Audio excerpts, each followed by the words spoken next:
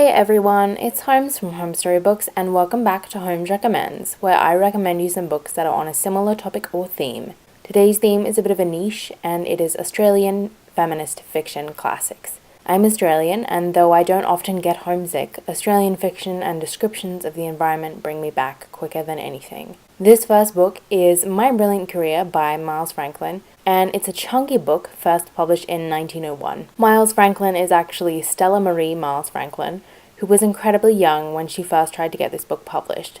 She struggled for years and years to find a house that would publish it. After it was heavily edited for scenes considered to be too salacious to be written by a young woman, go Stella, it did exceptionally well overseas, although no Australian publishing house would publish it. Franklin fought depression for years and begged for the book not to be published until after her death.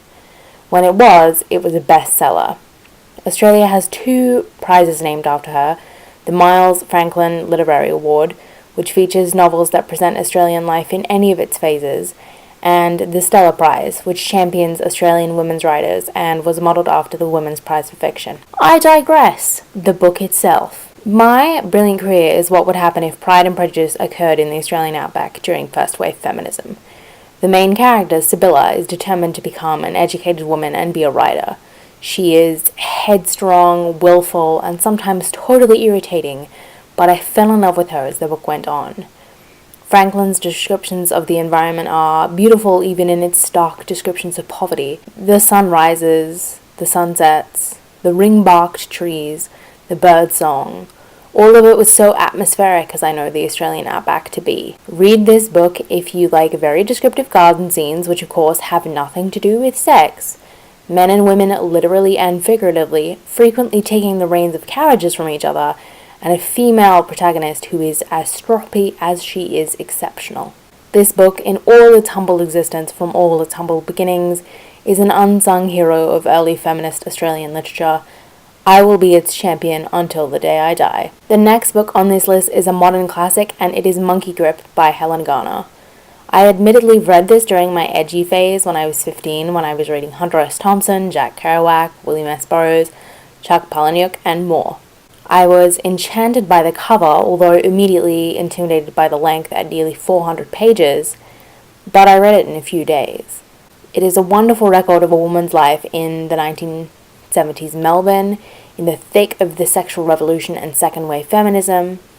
Nora is in love with Jay, who is seriously addicted to drugs, and the more they try to break away from each other, the tighter the monkey grip. Taken from Helen Garner's own diaries and fictionalized, this account of her life is incredibly open, vulnerable, and I just ate it up. Groundbreaking for its time, Monkey Grip pulls no punches and mentions sex, periods, and all manner of life's messiness. I found the relationship between Nora and Jay just so compelling to read. Whether it was going well or poorly, I still had so much hope for the two of them and really connected with Nora. We were both young, both figuring out our lives, and it started me on a love affair of Garner's writing. She has this incredibly quiet, captivating, commanding prose. In the most domestic scene, she can craft tension like no other writer I know. I love how she writes hot summer days, stifling and suffocating and intoxicating. She can write dialogue that is commanding and realistic without drowning it in symbolism. The last book I'm going to mention today is Prelude to Christopher by Eleanor, and this feels like a real Marmite book. You will either love it or hate it. It is a complex and disturbing book written in a sometimes stream of consciousness modernist style, so a lot of people who don't like it don't like the writing style. Set 4 days after a car crash on a mysterious island, Nigel, a doctor, is critically injured while the women in his life, his wife Linda, and I believe his mother, try to cope with the incident. It's dark, brooding, and isn't afraid to go there. Linda, witch-like, alluring, and equally unreliable as a narrator, struggles to cope with mental illness while also tackling the concept of having or not having children. I would also add a trigger warning onto this. This book deals with themes of course, mental illness, self-harm, and suicide. It's the yellow wallpaper gone weird as hell. It's layered and has stayed with me since I read it 4 or 5 years ago. It's a tense book from start to finish and doesn't let you go until the end.